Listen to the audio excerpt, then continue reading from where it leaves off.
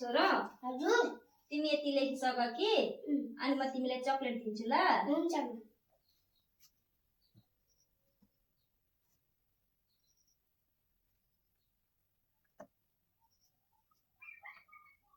मा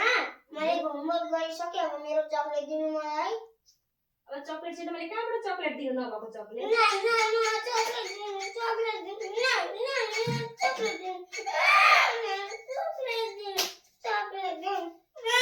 के हो बाबु के हो बाबा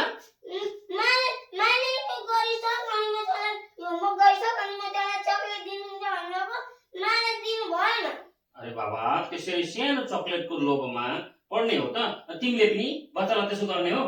बच्चालाई कहिल्यै पनि कुनै चिजको आशा देखाएर पढ्न वा केही काम गर्न लगाउनु हुँदैन बच्चाहरूलाई बुझाउनु पर्छ राम्ररी बुझाउनु पर्छ छोरो तिमीले यो पढ्यौ भने ठुलो मान्छे हुन्छौ राम्रो हुन्छौ त्यो चकलेट खायो भने त नराम्रो नि केही चिजको लोभमा परेर बाबा पढ्ने होइन कि